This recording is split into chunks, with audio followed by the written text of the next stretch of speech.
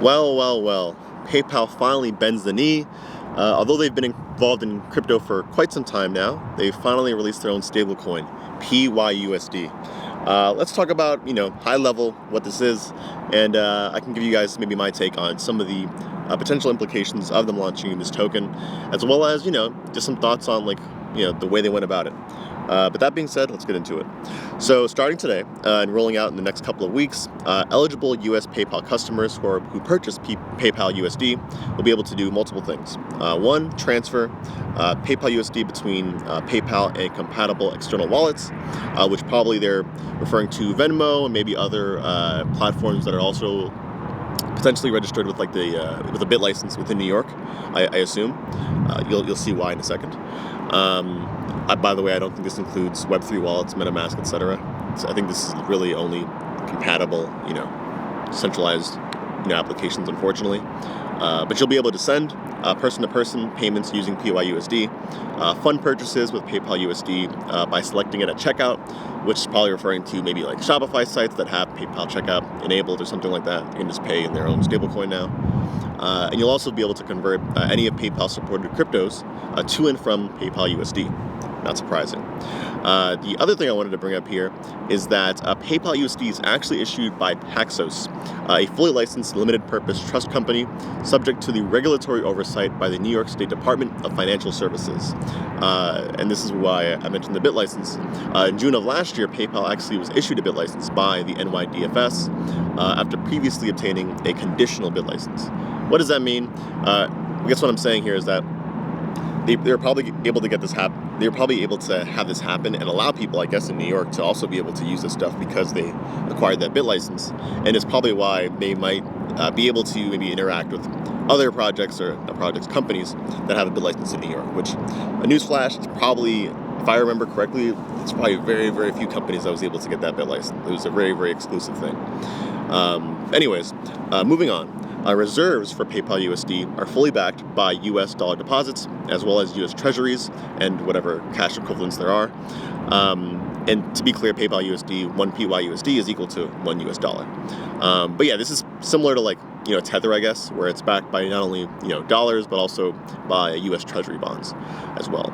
So, I guess similar in that way to Tether, but, yeah, similarly, I guess, they'll also have to make sure that they're audited by not only, Paxos mentioned that they'll be, publishing a monthly reserve report, I guess to show that they're also, fully backed. But they also mentioned that they're going to have a third-party auditing company come in and make sure everything's up to snuff, which is also a good thing, I think. So, more centralized stablecoins are coming. But, I guess in a way, it's would I prefer this over an algorithmic stablecoin again? To be honest, I think I would. And PayPal definitely hits a different audience than most other platforms. So assuming they can get that integrated, obviously both on PayPal and Venmo, I think it'll be a very interesting play, at least, to see what happens, I guess, with Web 2. But let me, maybe touch on some takeaways that I had. Two main things. Number one is that fees. So they actually launched this on Ethereum, layer 1. So, it kind of goes to show that contrary to popular belief, people are still deploying on Ethereum, layer 1 Ethereum.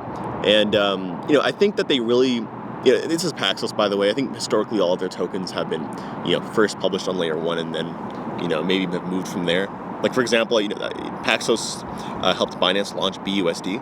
So, that's another example of, I guess, Paxos' legitimacy, I guess you could say, quote unquote. But yeah, I think historically almost all the tokens have launched exclusively on layer 1, or at least at the very beginning. So it goes to show you that Ethereum is still being used as an execution layer. Again, we'll see what happens with that, to be honest with you, because PayPal is historically known to charge quite a bit for fees, and just generally, to be honest, not crypto-related stuff. So I cannot imagine how much they're going to start charging for crypto-based fees. There's no way they're going to eat the cost to send and trade stablecoins. They're their stablecoin. There's no way they're going to eat that cost. And I don't think Paxos will either. So I guess we'll see how that goes as they get more popular, hopefully. But the other thing here is that I think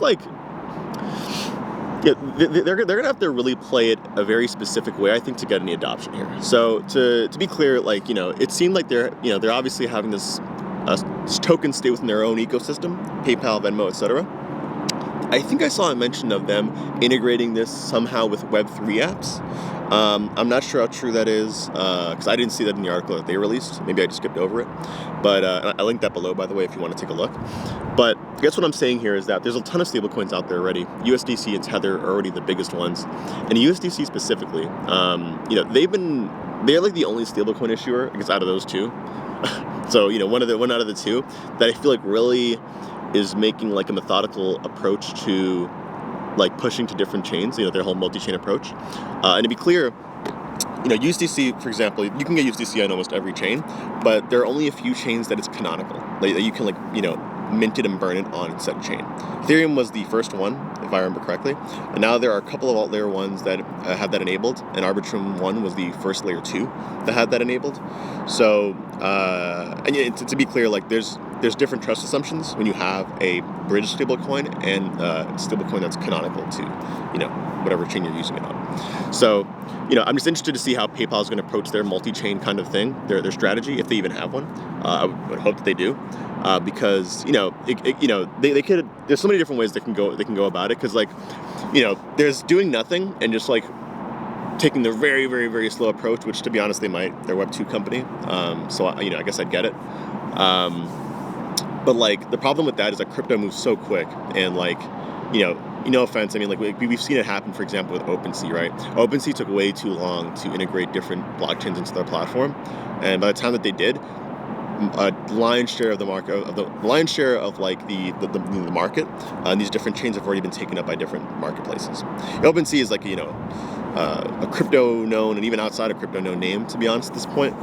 But it doesn't make up for the fact that they were too slow to market, I think, for a lot of these different chains. But then you have the other side of the coin where you have, for example, SushiSwap deploying on literally every chain they can possibly get their hands on as soon as the chain, deploys, which is another strategy.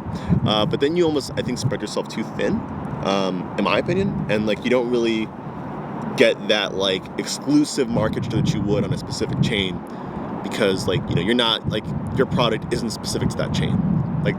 There's something to be said about having a chain be almost like the home, like a DEX being that go-to DEX for that chain. That being said, we'll see. I think the way I think to approach it is the way Uniswap and maybe Trader Joe did it. Uniswap, was obviously on Ethereum and different L2s and stuff like that. For quite some time they've been on there. But they've also started branching out to different layer ones, right? I think the other day they announced Avalanche. So Uniswap has a household name, so maybe it works for them. But I will say that I think it helps that their approach has been slow, and every time they deploy on a chain, you know about it. So we'll see. We'll see how PayPal approaches that with PYUSD. I'll be standing back, taking a look to see what goes on. I probably won't be using PYUSD myself, to be honest with you. I use USDC personally. I know how centralized it is, but frankly, I barely hold stablecoins. My bags are always going up and down with the market, so it is what it is, I guess. That being said, let me know what you guys think. Do you think PYUSD was a good idea? What are your thoughts on it? Do you think they're going to go multi-chain? Do you think they're going to integrate Web3 apps? Just would love to know your thoughts generally. That being said, I will catch you guys on the flippity flip. I'm out here in Washington, and I'm going to see if I can enjoy the rest of my time up here in the mountains. See you guys later.